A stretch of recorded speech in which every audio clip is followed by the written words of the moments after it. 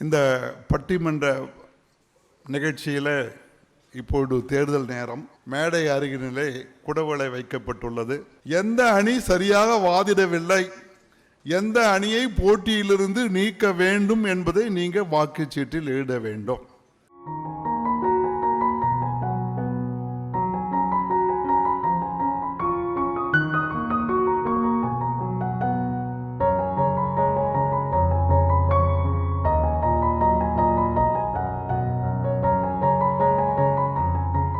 தேர்ந்தெடுக்கப்பட்ட வாக்குகள் 49, பதிவான வாக்குகள் 49. அந்த பதிவான வாக்கில் 49 பேரில் ஒருத்தவங்க செல்லாத ஓட்டு போட்டிருக்காங்க. இந்த முன்னாடி இருக்கிறவர் கையை தூக்கி காட்டுறார், அவர் தான் நான் சந்தேகமாக இருக்கு. செல்லாத ஓட்டு, செல்லாத வாக்கு 1. அதிக வாக்குகளை பெற்று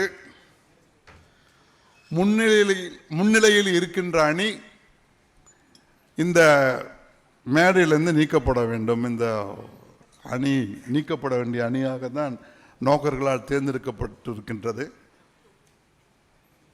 கும்பகர்ணனை நீக்க வேண்டும் என்று யாருடைய மனதிலும் எழவில்லை.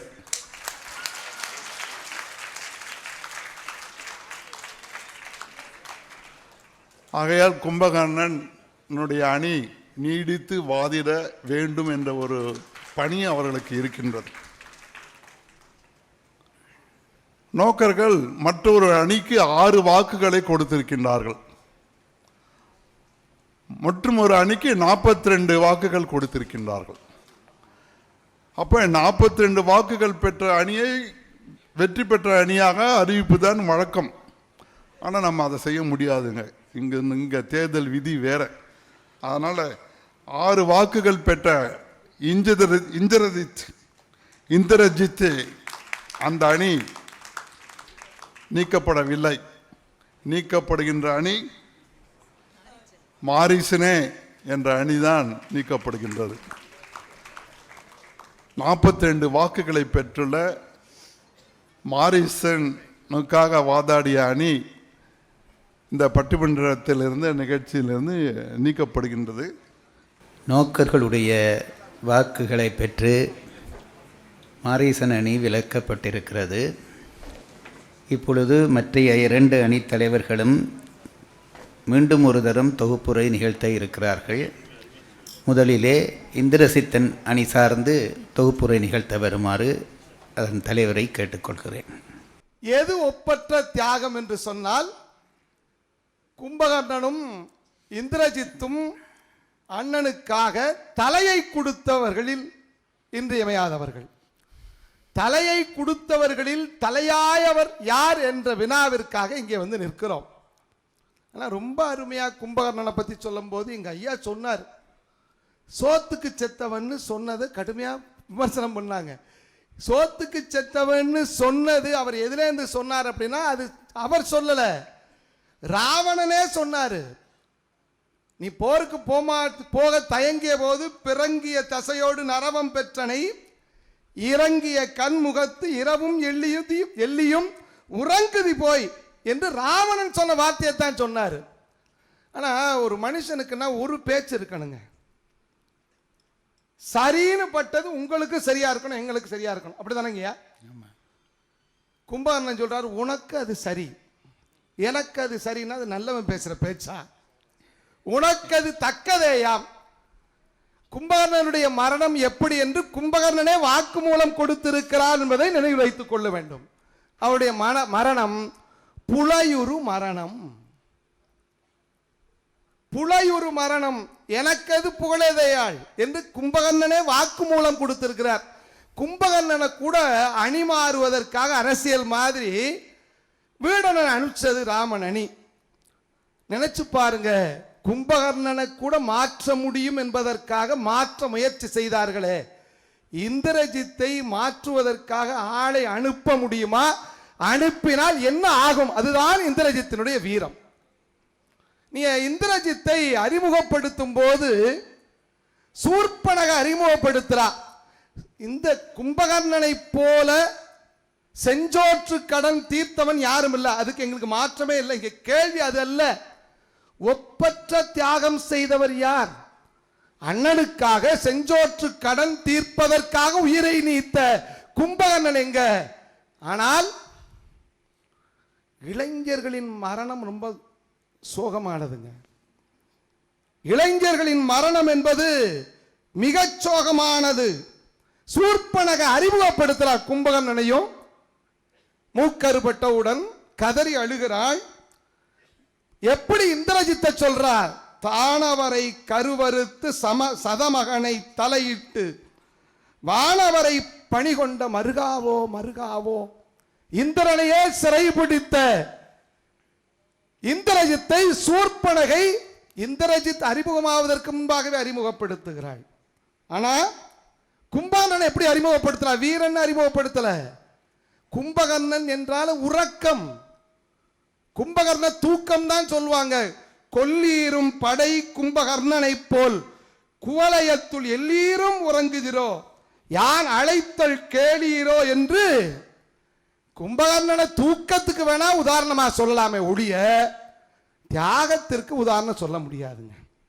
நான் மீண்டும் சொல்லுகிறேன், தியாகம் என்பது 2 பேரும் உயிரை தியாகம் செய்தார்கள் அண்ணனுக்காக. ஆனால் தியாகம் செய்யும் போது தடுமாற்றம் இருந்ததா இல்லையா? கும்பகர்ணன் தலையை கொடுத்தவர்கள் 2 பேரும்.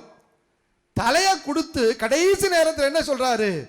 மூக்கில்லா முகம் என்று முனிவர்களும் அமரர்களும் நோக்குவார். எனக்கு மானம், தன்மானத்தை பற்றி சிந்தித்தவன் கும்பகர்ணன். ஏன் மூஞ்சில மூக்கு இல்லைன்னா வானவர்களும் தேவர்களும் என்ன கேலி பண்ணுவாங்க, தனக்கு அவமானமா போயிரும், அதனால என் தலையை துண்டித்து விடுங்கள் என்று எதிரிடமே மண்டியிட்ட கும்பகர்ணன் எங்கே? இந்திரஜித் இறந்து கிடந்த போது கற்பின் கனலையாக இருக்கக்கூடிய மண்டோதரி அழுகிறாள். நினைப்பாலும் செயலாலும் அறம் பிறழ்ந்து சிந்திக்காத மண்டோதரி எந்த கற்புக்கரசியாவது தன் மகன் இறந்த போது தன் கணவன் இறந்ததாக கற்பனை பண்ணி கூட பார்க்க முடியுமா? கற்பனை கூட பண்ணி பார்க்க முடியாது.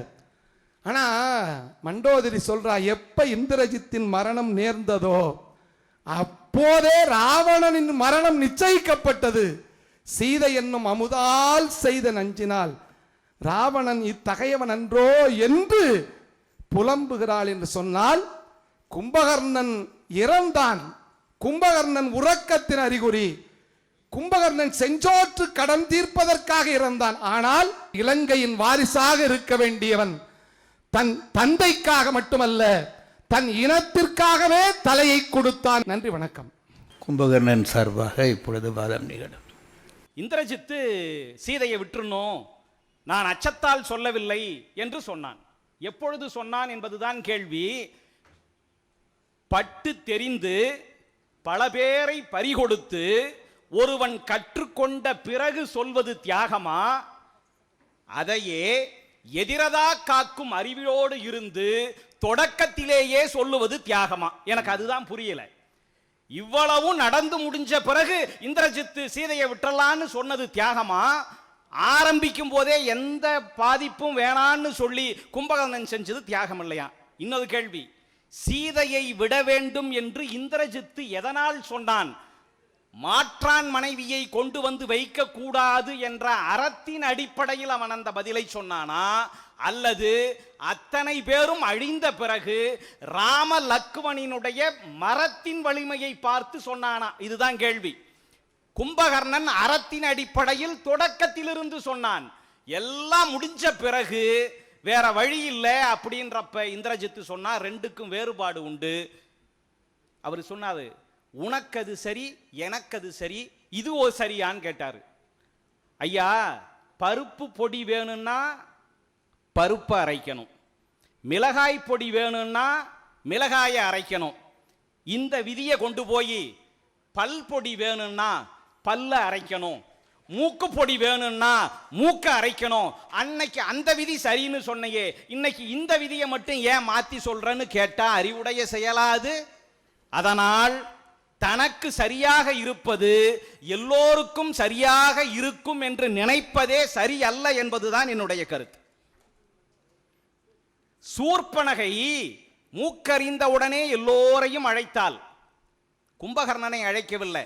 ஏன்னா அவன் தூங்கும் போது கூட நியாயத்தை தான் சிந்தித்திருப்பான் என்பதை அறிந்ததால் தான் சூர்ப்பனகை கும்பகர்ணனை அழைக்கவில்லை.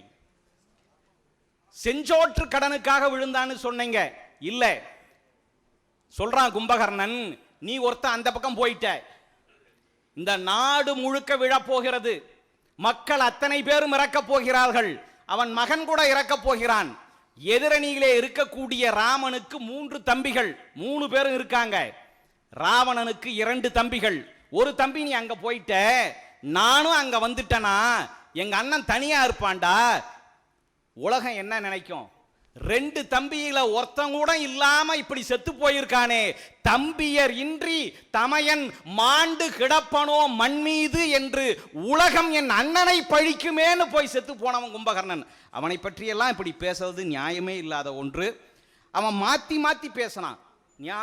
நண்பர் சொன்னாது வாசுதேவா, மாத்தி பேசவே இல்லை. அவனை போல் தெளிவாக பேசியவர் யாரும் இல்லை. அவன் சொல்றான், விபீடனன் வந்து கூப்பிட்டப்ப சொன்னான், அம்பிட்டு துண்ணம் கொண்ட புன்னுடை நெஞ்சோடு ஆய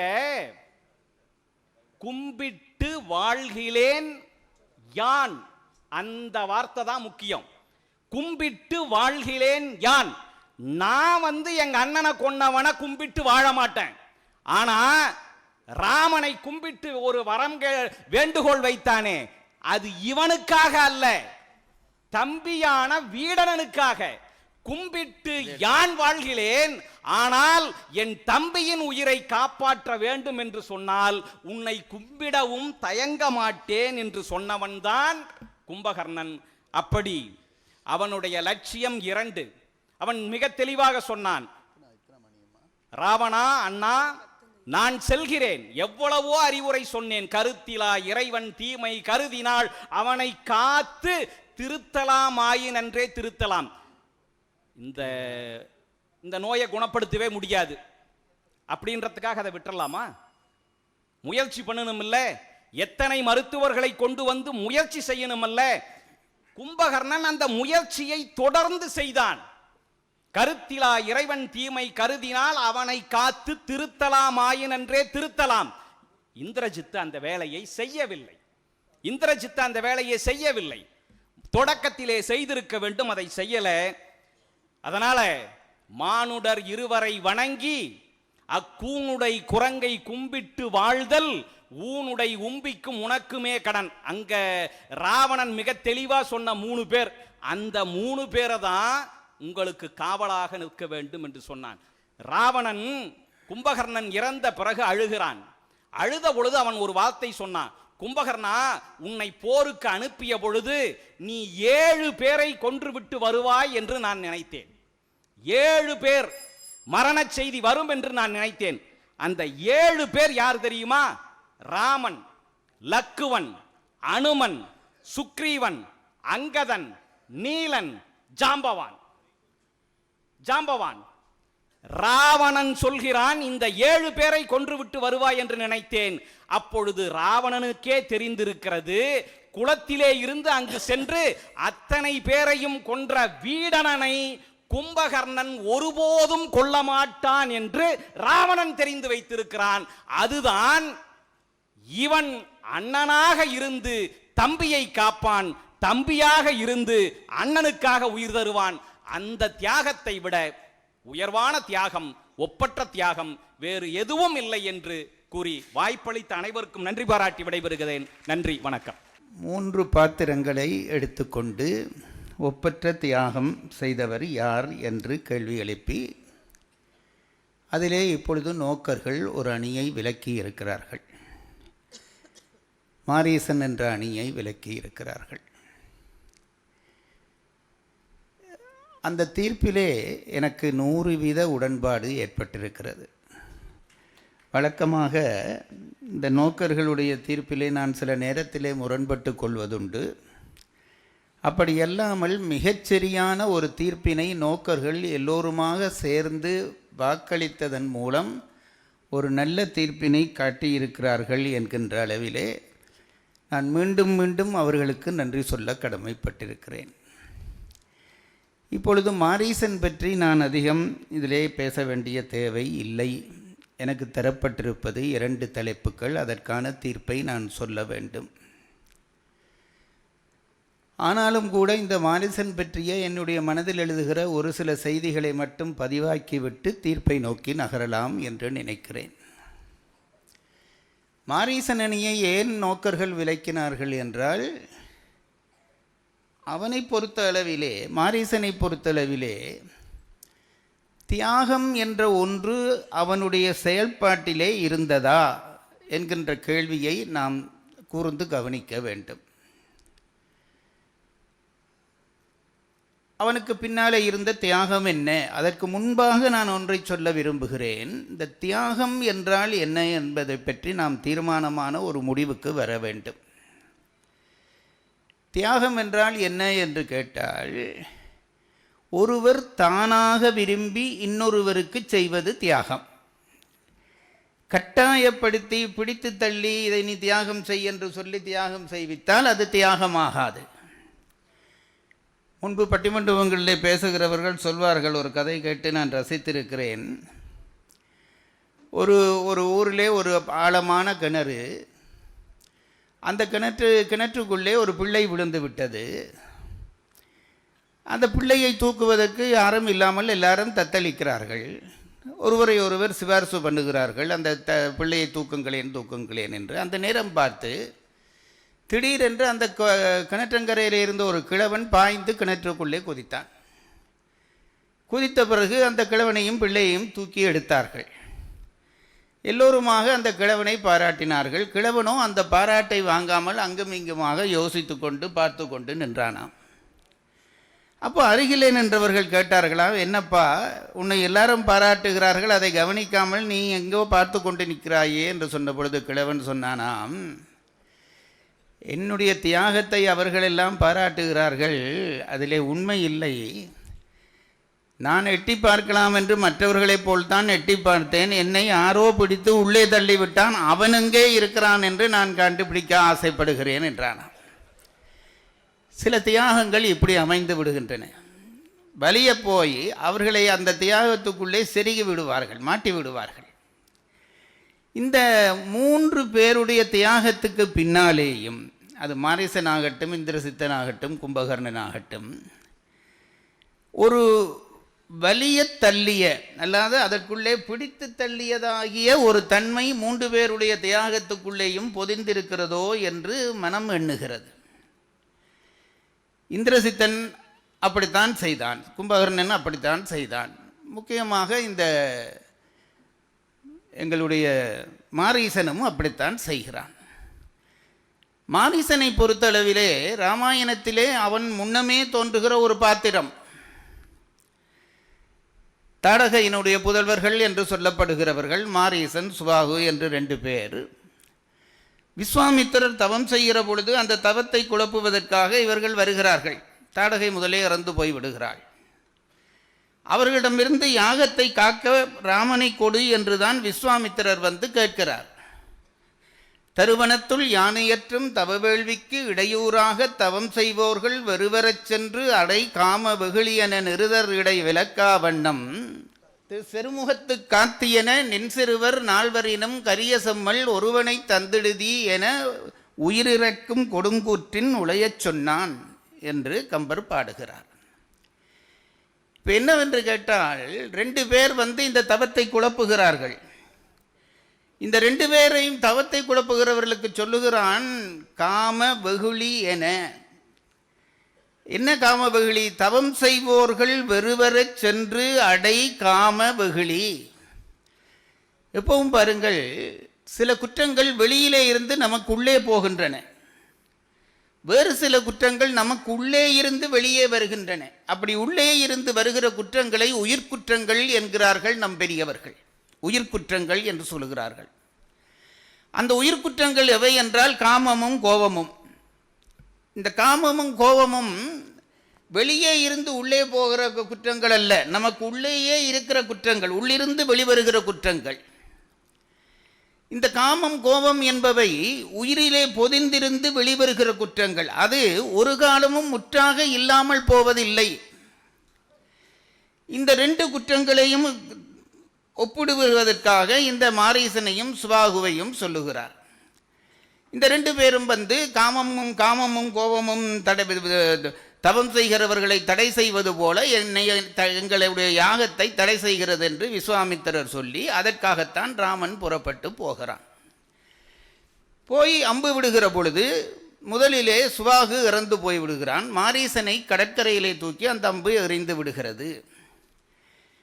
அடி வாங்கின பிறகு அவனுக்கு ஒரு ஞானம் உதிக்கிறது. சில பேருக்கு அப்படித்தான் உதிக்கும். அதாவது இயற்கையிலேயே ஞானம் உதித்து உயர்கிறவர்கள் இருக்கிறார்கள். சில பேருக்கு அடிதான் அவர்களை பக்குவப்படுத்தும். திருவள்ளுவரே சொன்னான், அச்சமே கீழ்களது ஆசாரம் என்றான். கீழ் மக்களுக்கு அடிச்சா தாண்டா சரி வரும் என்கிறார். இவனுக்கும் அடி விழுந்த உடனே உயிர்ப்பயம் வந்து விட்டது. உயிர்ப்பயம் வந்த காரணத்தினாலே தவவேஷம் கொண்டு தவவேடம் கொண்டு தவம் செய்கிறவனாக தன்னை மாற்றிக்கொண்டு இருக்கிறான். இப்போ நான் கேட்கிறேன், இந்த இடத்திலே தான் நீங்கள் சொன்னீர்களே இந்த மாமா என்று, இந்த மாமாவை நோக்கி ராவணன் வருகிறான். அவனுக்கு என்ன செய்ய வேண்டும்? இவனை கொண்டு வித்து சீதையை நான் கைப்பற்றுவதற்கு இவன் எனக்கு துணை செய்ய வேண்டும். அந்த நோக்கத்தோடு தான் வருகிறான். வந்து இவனிடம் கேட்கிறான், நீ எனக்காக போய் அந்த மாயமானாக போய் ராமனை அழைத்து செல்ல வேண்டும். இப்போ நீங்கள் நினைத்து பாருங்கள், இவன் யாராக இருக்கிறான்? ஒரு தவ முனிவனாக தவவேடம் கொண்டு தவம் மேற்கொண்டு இருக்கிறான். அப்போ அவன் நல்லவனா கெட்டவனா? நல்லவன் தானே. அடி விழுகிறதோ விழவில்லையோ திரிந்து விட்டால் அவன் நல்லவன் தானே. அப்படிப்பட்டவனை ராவணன் கேட்கிறான், நீ எனக்கு துணை செய்யன்ற உடனே இவன் புத்திகள் சொல்லி பார்க்கிறான். ராவணனுக்கு புத்தி சொல்லி பார்க்கிறான். நீ நினைப்பது தவறு, அது பிழை, அப்படி செய்யாதே, புத்திபதி சொல்லி பார்க்கிறான். அவன் கேட்பதாக இல்லை. கடைசியிலே மிரட்டுகிறான், நீ எனக்கு என்ன செய்ய வேண்டும்? ஒன்று என் கையாலே சாகப் போகிறாய், அல்லது ராமன் கையாலே சாகப் போகிறாய், பொதுவாக சொல்லுகிற செய்தி. அப்போ அதற்கு அவன் நினைக்கிறானாம், இந்த கொடியவன் கையாலே இறப்பதை விட ராமன் கையாலே இறப்பது நல்லதல்லவா என்று நினைத்து அந்த முடிவை ஏற்றுக்கொண்டான். அப்போ இப்போ நாங்கள் என்ன நினைக்கிறோம்? ஓஹோ, அப்போது மாரீசன் உண்மையிலேயே நல்லவன் போல் தான் இருக்கிறது, ராமன் கையாலே சாக விரும்புகிறானே. ஆனால் நினைத்து பார்த்தால் எனக்கு இந்த செய்தியிலே உடன்பாடு இல்லை. உடன்பாடு வர மறுக்கிறது. நீ உண்மையானவனாக இருந்தால், மாரீசன் உண்மையானவனாக இருந்தால், யார் கையாலே சாவது என்பது பற்றி முடிவு செய்திருக்க மாட்டான், எதற்காக சாவது என்று முடிவு செய்திருப்பான். இவனை பொறுத்தளவிலே உண்மைக்காக, அறத்துக்காக, ஒழுக்கத்துக்காக சாவோம் என்பது அல்ல இவனுடைய முடிவு. நான் தர்மத்துக்காக ராமன் கையாலே செத்தால் இப்போ கூட குறுக்கு வழியாலே முத்தி பெற்று விடலாமா என்றுதான் அவன் புத்தி நினைக்கிறது. அப்படித்தான் நினைத்திருக்கிறது. இல்லாவிட்டால் அவன் அதை செய்திருக்க மாட்டான். அதற்கு மேறொரு சான்று சொல்லுகிறேன். இவனுடைய மனம் முற்றாக திருந்தின மனமாக ஆகிவிட்டதா என்றால் அதிலேயும் நான் உடன்பாடு காணவில்லை. ஏன் உடன்பாடு காண முடியவில்லை என்று கேட்டால், மாரீசமானாக போகிறான், அங்கே மானை பின்தொடங்கி ராமன் போகிறான். நீ யாருக்காக வந்தாய்? தர்மத்துக்காக அல்லது ராமனுக்காக நல்லவன் வழியிலே சாக வேண்டும் என்று தானே வந்தாய். இதுவரைக்கும் வந்தது சரி. இப்போ காட்டுக்குள்ளே கூட்டி கொண்டு போய்விட்டாய், ராமன் அம்பு போட்டான். இப்பொழுது பொய்க்குரல் எடுத்து நீ ராமா சீதை, லட்சுமணா சீதா என்று அழைக்காமல் விட்டிருந்தால் ராமனும் தப்பியிருப்பானே. அப்போ இவனுக்கும் அந்த பழைய அடிவாங்கிய பகையுணர்ச்சிகள் கொஞ்சம் உள்ளே இருந்திருக்கும் போல இருக்கிறது. அதனாலே தான் கடைசி நேரத்திலேயாவது குரலை மாற்றி உண்மையை சொல்லிவிட்டு ராமா சீதையை போய் காப்பாற்று என்று சொல்லாமல் சீதையை அகப்படுத்தி விட்டு சாகிறானே, அந்த இடத்தை பார்க்கிற பொழுது அவனை ஒரு உயர்ந்தவனாக கொள்ள முடியவில்லை. ஒரு முறை எஸ் ராமகிருஷ்ணன் அவர்கள், மதுரை எஸ் ராமகிருஷ்ணன் அவர்கள் இது பற்றி எழுதி இருக்கிறார். அவர் என்ன சொன்னார் என்றால், இவன் ராவணனை தடுக்கிற பொழுது என்ன சொல்லி தடுத்தான் என்றாலாம், நீ செய்வது பிழை என்று சொல்லி தடுக்கவில்லையாம், நீ பிழை செய்கிறாய் என்று சொல்லி தடுக்கவில்லையாம், இதை செய்தால் உனக்கு ஆபத்து வரும் என்று தடுக்கிறான். நீ இதை செய்து விட்டாயானால் ராவணா உனக்கு ஆபத்து வரும் என்று சொல்லி தடுக்கிறான் என்றால், பிழையை தடுப்பதல்ல நோக்கம், ஆபத்தை தடுப்பது தான் நோக்கமாக இருந்திருக்கிறது. கெட்டவர்கள் தான் இப்படி இருப்பார்கள். அதனாலே தான் இந்த மாரீசனை பற்றி தொடர்ந்து சிந்திக்கிற பொழுது, அவன் முதலிலேயே பிழைக்கு சார்பாக வாழ்ந்தவன், பிறகு ஒரு பொய்மை வேஷம் கொண்டிருந்தவன், அதற்கு பிறகும் அந்த பொய்மை வேஷம் களைகிற பொழுதும் உண்மையாக களையாதவன், கடைசி நேரத்திலேயாவது அந்த சீதையை ராமனை காப்பாற்ற வேண்டும், தர்மத்தின் சார்பாக நடக்க வேண்டும் என்று நினைக்காதவன், இவ்வளவும் இருக்கிறபடியால் அவன் செய்த தியாகமும் அல்ல, அவனால் செய்யப்பட்டதாகிய செயல்கள் எல்லாம் உயர்ந்தவையும் அல்ல என்று கருதிதான் நோக்கர்கள் அவனை வாக்களித்து வீட்டுக்கு அனுப்பினார்கள். மிகச் சரியான தீர்ப்பு என்று இந்த மன்றம் அதை உறுதி செய்கிறது. இனி எஞ்சி இருக்கிறவர்கள் 2 பேர், இந்திரசித்தனா கும்பகர்ணனா. ஒப்பற்ற தியாகம். நான் திரும்ப திரும்ப சொல்லுகிறேன், ஒப்பற்ற தியாகம் என்பால் அவர்களாக அதை செய்ய வேண்டும். நான் எப்பொழுதும் சொல்லுகிறேன், ஒரு தியாகம் எப்பொழுதும் மதிப்பு பெறுகிறது, அதையும் நாம் சிந்திக்க வேண்டும் அல்லவா? ஒருவருக்கு நாம் தியாகம் செய்கிற பொழுது அந்த தியாகம் எப்பொழுது மதிக்கப்படுகிறது என்றால், யாருக்காக நாம் தியாகம் செய்கிறோமோ அவர் ஒரு உண்மை தியாகியாக இருக்க வேண்டும், அப்பொழுதுதான் அந்த தியாகத்துக்கு மதிப்பு வரும். நாங்கள் பல பேர் அப்படி இல்லை. அதாவது தாழ்ந்தவர்களுக்கு நாம் தியாகம் செய்ய போகிற பொழுது அந்த தியாகமும் கொச்சைப்படுத்தப்பட்டு நம்முடைய முயற்சியும் கொச்சைப்படுத்தப்படும். ராவணன் இவர்கள் 2 பேர், இந்திரசித்தனாகட்டும் அல்லது கும்பகர்ணனாகட்டும், தியாகம் செய்தார்கள். ராவணன் தியாகியாக இருந்தானா? இதுதான் கேள்வி. தனக்கு தன்னுடைய தனி காமத்துக்கு, தனி ஆசைக்கு வெற்றி பெற வேண்டும் அல்லது அந்த ஆசை நிறைவேற வேண்டும் என்பதற்காக கொஞ்சம் கூட மனிதாபிமானம் இல்லாமல் எதிரிலே நிற்கிற 2 பேர் யார்? ஒருவன் இவன் வயிற்றில் பிறந்த பிள்ளை, சாதாரண பிள்ளை இல்லை, மேகநாதன் என்று பெயர் பெற்றவன்.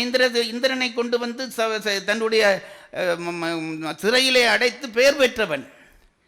அப்படிப்பட்ட பிள்ளை ஒரு பக்கம் நிற்கிறான், இளம் வயது, வாழ வேண்டிய பருவம், வீரத்திலே எந்த விதத்திலும் ராவணனுக்கு தாழ்ந்தவன் அல்ல இவன் ஒரு பக்கம், மற்ற பக்கம் கும்பகர்ணன் தம்பி.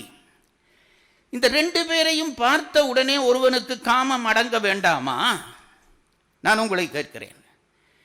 காமம் என்ற ஒன்று எல்லாருக்கும் உண்டுதான், அது இல்லை என்று நான் சொல்லவில்லை. ஆனால் பெற்ற பிள்ளையை பக்கத்திலே போட்டியாக வைத்துக்கொண்டு நீ காமப்பட்டால் நீ ஒரு மனிதனா?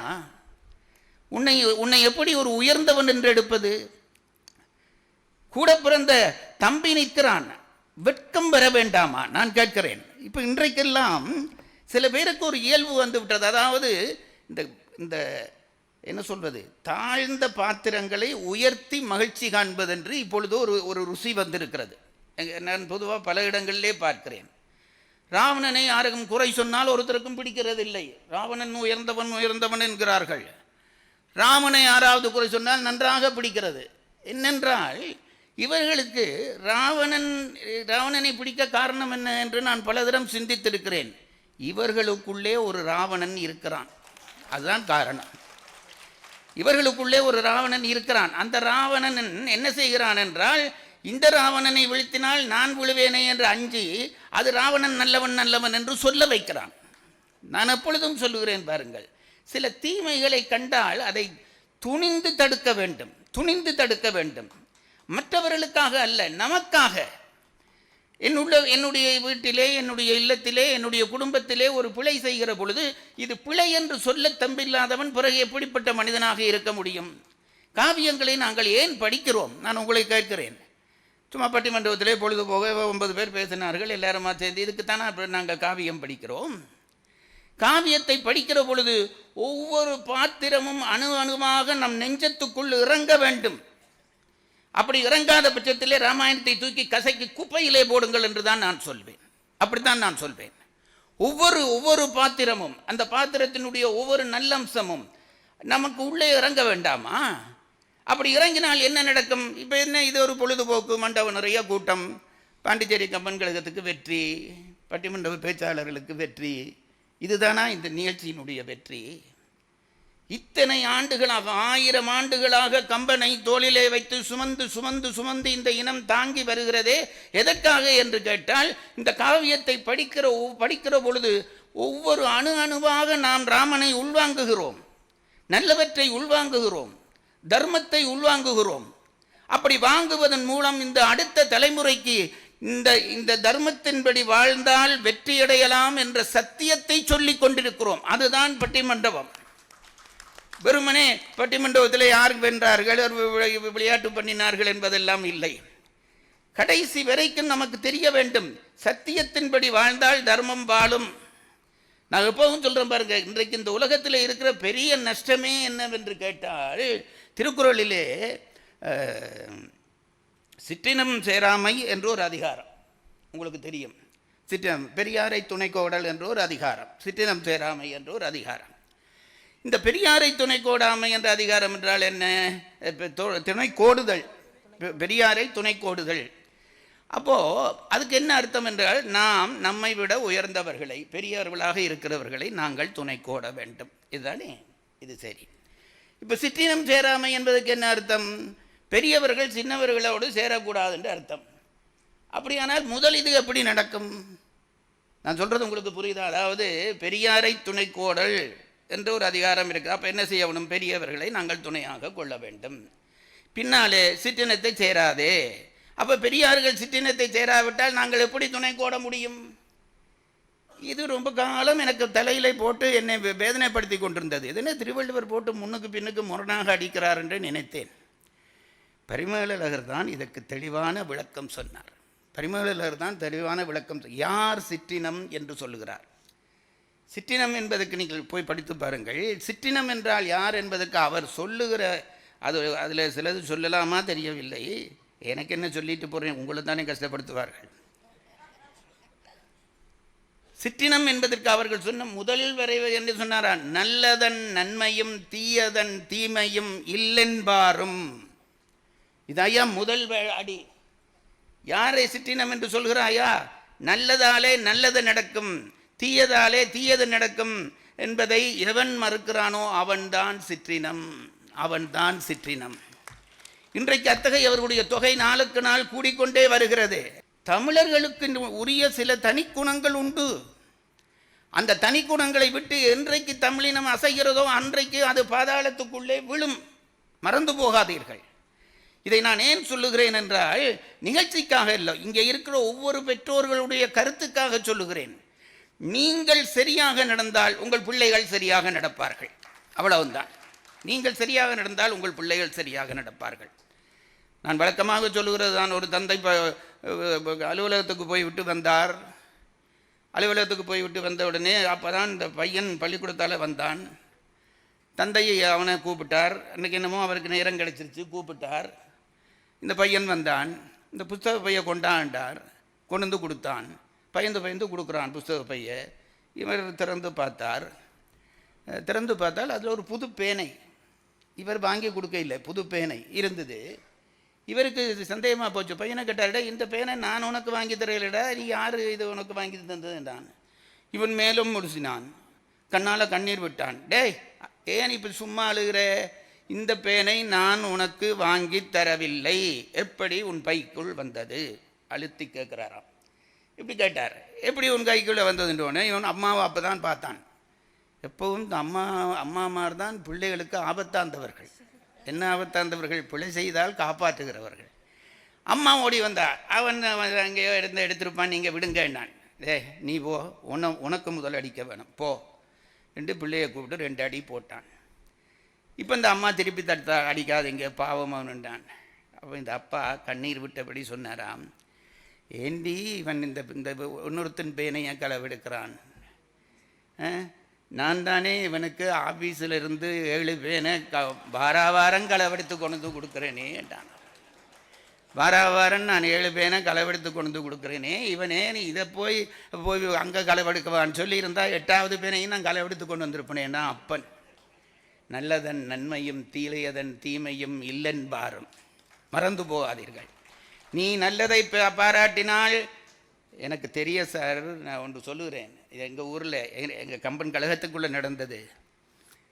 எங்கள் கழகத்தில் இருக்கிற ஒரு பையன், அவங்க அப்பா ரொம்ப ஸ்ட்ரிக்டானவர். ஒரு நாள் அவன் இந்த பையன் ஏதோ பிழை விட்டுட்டா அவங்க அம்மா எல்லாருக்கும் இந்த டேபிளில் வச்சு சாப்பாடு போடுவாங்க. இவர் சாப்பாடு போட வந்த இடத்துல இவர் சொன்னார், தந்தை சொன்னார், நீ அவனுக்கும் போடாத எனக்கும் போடாத மிச்சம் எல்லாருக்கும் போடு. நடந்த கதை சொல்கிறேங்க ஐயா. அவனுக்கும் போடாத எனக்கும் போடாத மற்ற எல்லாருக்கும் போடு. இந்த இவன் பிழை செய்தது தெரியும் வீட்டில். அப்போ அவனுக்கும் போடாத எனக்கும் போடாத போடுன்றோடனே இந்த அம்மா, சரி அவன்தான் பிழை செய்துட்டான், அவனுக்கு இன்றைக்கி சாப்பாடு வேண்டாம், நீங்கள் என்ன பிழை செய்தீங்க, உங்களுக்கு ஏன் சாப்பாடு போட வேணாமண்டா அந்த அம்மா பதிபத்தினி. அந்த அம்மா கேட்டோடனே அந்த அப்பா சொன்னார், நான் சரியாக இருந்திருந்தால் இவன் இந்த பிழை விட்டிருக்க மாட்டான், நான் சரியாக இல்லாதபடியாகத்தான் பிழை விட்டான், ஆகவே இவனுக்கு போடாமல் விடுவதை விட எனக்கு போடாமல் விடுறது தான் உகந்தது என்று சொல்லி அன்றைக்கு முழுக்க அந்த தகப்பன் சாப்பிடாமல் இருந்தார் சார். இப்படி பெற்றோர்கள் இருந்து பாருங்கள், பிள்ளைகள் எங்கே வருவார்கள் என்று. பிழையை பிழை என்று எடுத்து காட்ட தெரிய வேண்டும், பிழையை ஒத்துக்கொள்ள தெரிய வேண்டும். பிழை என்று தெரிந்து விட்டால் அதற்கு பிறகு அந்த பிழையை செய்யக்கூடாது. அதைத்தான் திருவள்ளுவர் பரிமேலழகர் சொன்னார், நல்லதன் நன்மையும் தீயதன் தீமையும் இல்லென்பாரும் விடரும் தூர்த்தரும் நடரும் என இவ்வினத்தார் என்றார். அந்த 3 6 நான் சொல்ல மாட்டேன், பிறகு நான் ஊருக்கு போயிடாது. இந்த இதை நீங்கள் தெரிஞ்சு கொண்டால் போதும். பிழை செய்வதை ஏற்றுக்கொள்ளக்கூடாது. ஏற்றுக்கொள்ளுகிற ஒரு இனம் வந்து விட்டால் எங்கள் இனத்தை வேறு யாரும் அழிக்க தேவையில்லை, நாங்களே அழிப்போம். என்றைக்கு பிழைக்கு ஒரு அங்கீகாரமும் சரிக்கு அலட்சியமும் பண்ணுகிறோமோ அன்றைக்கு நம் வாழ்வு விழும், நம் வீடு விழும், நம் உறவு விழும், எல்லாம் விழும்.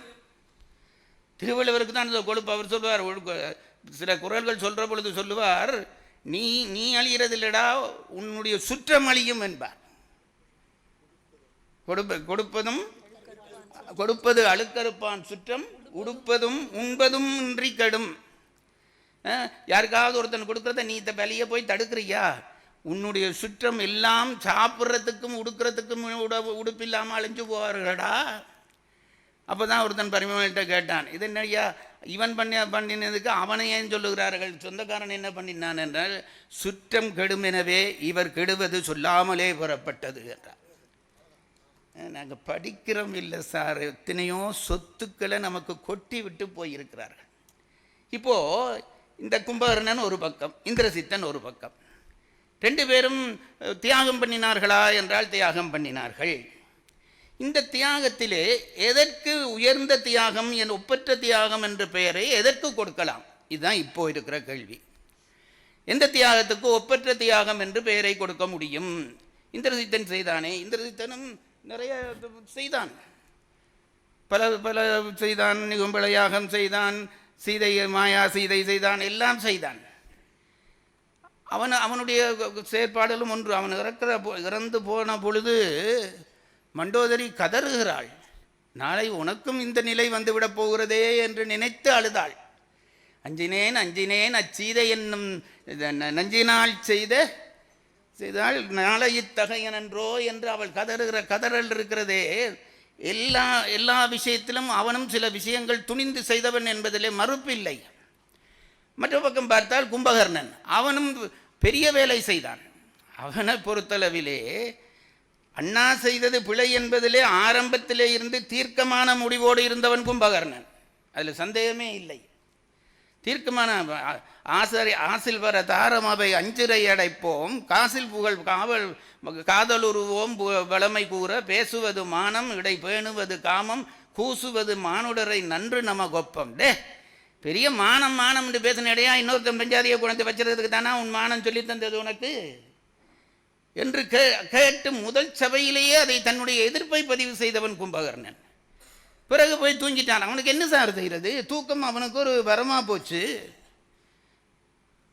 நமக்கு அது வருவதில்லை, அதுக்கு நாம் என்ன பண்ணுறது? தூக்கம் வரமாக போச்சு, அவன் தூங்கிக்கிட்டான். விட்டவனை போய் படுத்தான், தூங்கிட்டான். எல்லா சண்டையும் முடிஞ்சு பிறகு போய் இவனை எழுப்பினார்கள். எழும்பி வந்தான். எழும்பினோடனே அவன் என்ன கேட்டான் தெரியுமா? நான் இலங்கை பிரஜையாக இந்த வரியை நான் பலதரம் எங்கள் ஊரில் சொல்லியிருக்கேன் பாருங்க. என்ன கேட்டான் தெரியுமா? எழும்பினோனே ஆனதோ வெஞ்சமம் என்றான். படுபாவிகளா, சண்டையை வர விட்டுட்டீங்களாடா, இதுக்கு மேலே என்ன சார் வேணும்? இதுக்கு மேலே என்ன சார் வேணும்? படுபாவிகளா, இந்த சண்டையை வர விட்டுட்டீங்களாடா ஊருக்குள்ள. நான் இப்போ உங்களை பற்றி சொல்றது, நான் ராமாயணம் சொல்றேன். ஆனதோ வெஞ்சமம் அழகில் கற்புடை ஜானகி புகழெனும் துயரெனும் தவிர்ந்தது இல்லையோடு, ஒரு கற்புக்கரசி நம்ம ஊர்ல கவலையோடு இருக்கிறாளாடா, இன்னும் என்னடா பண்ணிருக்கிறீர்கள் என்று கேட்கிற அவனுடைய அந்த பெருமையை பார்க்கிற பொழுது ஒரு ஒரு உயர்ந்த மனிதனாகத்தான் தெரிகிறான். உயர்ந்த மனிதனாக பிறகு சொல்லி பார்க்கிறான் அண்ணன்ட்ட, அண்ணா பொன்றுவேன் பொன்றினால் புலங்கோல் தேவியை நன்றன நாயக விடுதியாமரோ, நான் போய் சண்டை பிடிக்கிறேன்டா, நான் போய் சண்டை பிடிக்கிறேன், உனக்கு என்ன நான் சண்டை? இவனுக்கு, இந்த ராவணனுக்கு இருக்கிற கெட்ட குணங்களில் உண்டு பாருங்க. தன் ஆசை நிறைவேற்றுவதற்கு அவன் என்னவும் செய்வான். இந்த கும்பகர்ணன் சொல்றானே, நேர்மையை சொன்னானே என்று நீ எடுத்திருக்கவில்லவா வேணும். அவன் சொல்றான், உனக்கு என்ன இப்போ சண்டைக்கு பயம் வந்துட்டுதா? இரவும் எல்லியும் உறங்குதி போவேன உலைய கூறினான். உனக்கு என்ன நித்திர தூக்கம் தானே வேணும்? அங்கே இதெல்லாம் இருக்கு, சாப்பிட்டு போய் தூங்குடா. ஒருத்தனுடைய பலையினத்தை குத்தி காட்டுவது என்பது பெரிய துரோகம். காது கேளாதவனை பார்த்து காது கேட்குதாண்டு சத்தப்படாது. என்ன மாதிரி இருக்கிறவனை பார்த்து பூசணிக்காய் என்ன விலைன்ட்டு கேட்கப்படாது. நான் எப்பவும் சொல்கிறேன் பாருங்க, பலையினங்களை ஒருவனை சுட்டி காட்டினால் அவனுக்கு மனதிலே நோகும். அதான் கூனிக்கு நொந்தது. இப்போ இவன் அதை செய்தான். கும்பகர்ணனை பேசினான், போ உறங்குதி போ, என உரியது தெரிய அன்று உன்னை கூவியது, நீ எனக்கு மதி தரு அமைச்சனும் நீ அலை, எல்லாம் சொல்லி போட்டு போ, நீ போய் படு, நாங்கள் பார்த்துக்கொள்கிறோம் என்று சொல்கிறானே. அப்போ இவன் புறப்பட்டு போகிற பொழுது கண்ணீர் வடித்து வடித்து வடித்து, அப்போ கூட நாங்களாக இருந்தால் என்ன செய்வோம்? இந்த பயலுக்கு இடிவிழாதான்னு நினைச்சு கொண்டு தான் போவோம். அவன் போகிற பொழுதும் திரும்பி பார்த்து, அண்ணா இனி உன்னை நான் எப்படா பார்க்க போகிறேன், திருப்பி உன்னை பார்க்க கிடைக்குமா என்று அந்த அண்ணனை பார்த்து கண்ணீர் கண்ணிலே ரத்தம் வழிய போனான் என்றால் அவன் எப்பேற்பட்ட தம்பி போய்விட்டான். அங்கே போய் எதிரியிலே இருந்து வருகிறார்கள். இந்த கதை முழுக்க உங்களுக்கு தெரிஞ்சது. ராமன் இவனை அனுப்பி வைக்கிறான். அவன் வந்து கேட்குறான், நீ வந்துடு அந்த பக்கம் என்று. ரெண்டு கஷ்டம் பாருங்க. தர்ம சங்கடம் என்று ஒரு சொல்லி இருக்கிறது, உங்களுக்கு தெரியுமா? இப்போ எல்லாரும் எல்லாத்துக்கும் அதை சொல்கிறான். தர்ம சங்கடம் என்றால் ரெண்டு தர்மம் மோதிக்கொள்ள வேண்டும், அதுக்கு நடுவில் நாங்கள் அகப்பட்டு கொள்ள வேண்டும், அதுக்கு தான் தர்ம சங்கடம் என்று பெயர். இப்போ ஒருத்தன் அது வேண்டாம், ரெண்டு பாவத்துக்கு சொல்கிறான் நான் தர்ம சங்கடப்படுறானாம். அந்த வீட்டுக்கு போகிறதா இந்த வீட்டுக்கு போகிறதா என்று தர்ம சங்கடம். இது தர்ம சங்கடம் இல்லை, இது அதர்ம சங்கடம். இந்த தர்ம சங்கடத்துக்கு போனவனே அங்கே போனான், தம்பி வந்துட்டான், இங்கால அண்ணன். எப்பேற்பட்ட நிலை பாருங்க. இவனை என்ன ஒன்று செய்திருக்க வேணும்? ஆட்சியை தர்றன்றான் சார். வீடனன் வந்து சொல்லுகிறான், அண்ணா ராமர் சொல்லிட்டார் எனக்கு தான் ஆட்சின்னு, நான் உனக்கு தந்துடுறேன்னுட்டார், வான்னு கூப்பிடுறார். இப்போ யாருன்றா இதான் சரின்னுட்டு உடனே போயிருப்பான். அவன் பேசுகிற பேச்சு இருக்கிறது பாருங்க அந்த இடத்துல. அந்த கும்பகர்ணன் வீடனுக்கு முன்னால் கும்பகர்ணன் பேசுகிற பேச்சு, என்னடா இப்போ என்ன எதுக்காக வர சொல்கிறே? அங்கே வந்தால் நான் உயிர் வாழலாம், கொஞ்சம் காலம் உயிர் வாழலாம், அதுக்கு தானே. அதுக்கப்புறம் நான் சாக மாட்டானடா. அங்கால வந்தாலும் ஒரு நாளைக்கு நான் சாகத்தானே போகிறேன். நீர்கோல வாழ்வை நச்சு நெடுந்து நாள் வளர்த்து பின்னை போர்க்கோலம் செய்து விட்டார்க்கு உயிர் கொடாது அங்கு போகேன். நான் அந்த பக்கம் பெற மாட்டேன்டா, எங்கள் அண்ணன் இருப்பான். அது சொல்லிவிட்டு அதுக்கு அடுத்தது சொன்னான் பாருங்க. நான் படிக்கிற பொழுதெல்லாம் நான் எப்பவும் சொல்கிறேன் பாருங்க, இலக்கியங்கள் படிக்கிற பொழுது சும்மா பாடமாக படிக்காதீங்க, உணர்வாக படியுங்க. அது படிக்க உங்களுக்கு கண்ணீர் வர வேணும். அப்படி இல்லாட்டி நீ படித்து பிரயோசனம் இல்லை. நான் சங்கீத கச்சேரிக்காரங்கள் எல்லாரையும் இப்போ சொல்கிறது, சில பேர் சொல்கிறாங்க அவர் பாடினா கண்ணீர் வரும் என்று. வரும், ஆனால் அவருக்கு வராது. பாடுறவருக்கு வந்து தான் நான் கேள்விக்க. எனக்கு தெரிஞ்சு பாடுறவருக்கு வந்து ஒரே ஒருத்தர் தான் பார்த்துருக்கேன் சார். மதுரை சோமு சார் பாடுவார், பாடிக்கொண்டிருக்கிற பொழுதே நிப்பாட்டிடுவார், பக்கவாத்தையும் எல்லாம் நிப்பாட்டிட்டு அப்படியே உட்கார்ந்துருந்து விம்மி விம்மி அழுவார் சார். அவர் பாட்டு அவருக்கு அழுக வராட்டி மற்றவனுக்கு அழுக வருமா? அது மாதிரி நாங்கள் பேசுகிற பேச்சு எங்களுக்கு அழுக வராமல் மற்றவனுக்கு அழுக வர பண்ணுமா? அப்படி பேராத பேசினா என்ன, பேசாமல் விட்டா என்ன? அவன் அதான் சொன்னான், நாளைக்கு நான் அண்ணன் செத்துருவான்டா, இப்போ நான் வந்துடுவேன், அண்ணன் செத்துருவான், கீழே கிடந்துருவான், போர்க்களத்தில் அவனோட உடம்பு கிடக்கும், எல்லாரும் வந்து எட்டி பார்ப்பான், பார்த்துட்டு எங்களை பார்ப்பான், இந்த பாடுறா அவங்க 2 பேரும் தான் தம்பிமார், அவங்கள அந்த பக்கம் நிற்கிறாங்க, இவன் செத்து கிடக்கிறானேடா இந்த பாவி என்று சொல்வார்கள் அல்லவா, இது காதல விழுந்தா நீ உயிரோடு இருப்பியாடான்ட்டான். தம்பியர் இன்றி மாண்டு கிடப்பனோ தமையன் மண்மேல் என்று கெஞ்சுகிற அந்த கதறல் இருக்குது பாருங்க. அவனுடைய அடி அடி அடி அதை என்ன சொல்றது, ஆன்மாவிலிருந்து எழும்புகிற சத்தம் கேட்கவில்லையா அந்த பாட்டு வரியில் உங்களுக்கு? அப்படிப்பட்டவன் தான் கும்பகர்ணன். 2 பேரும் பண்ணினார்கள். இப்படியே விட்டா நீ ராராவா பேசுவே. ஆகவே சுருக்கமாக தீர்ப்பு சொல்றதுட்டா நான் இதுதான் தீர்ப்பு பாருங்க. கும்பகர்ணன் செய்த செயல்களுக்கு பின்னாலே ஒரு அறம் இருந்தது. அவன் எப்பொழுதும் அறம் நோக்கியே செயல்பட்டான். அண்ணனுக்கு புத்தி சொல்லி பார்த்தான், போருக்கு நான் உயிர் விடுகிறேன் என்று வந்தான், வீடனன் கேட்ட பொழுது வரமாட்டேன் என்றான், எனக்கு உயிர் முக்கியம் இல்லை, என் அண்ணன் தான் முக்கியம் என்றான், நீ முக்கியம், நீ அந்த பக்கம் போய்விடு என்றான். எல்லாம் அவன் சொன்னதெல்லாம் நல்லதன் நன்மை, அவ்வளவுதான்.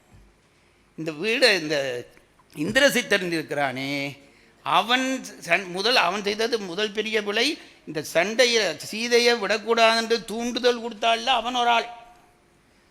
அதாவது தீயதன் தீமை விளையும் என்பதை ஒத்துக்கொள்ளாமல் இவனையும் கிளப்பி தானும் கிளப்பினவன். கடைசி நேரம் மட்டும் செய்தான். பிறகு கூட சீதையை மாயா சீதை வேஷம் போட்டு ஒரு பொய்மை செய்தான். அதுக்கு பிறகு நிகும்பல யாகம் செய்து அங்கே போய் ஒரு குழப்பம் பண்ணினான். அவன் தியாகங்கள் செய்தான்.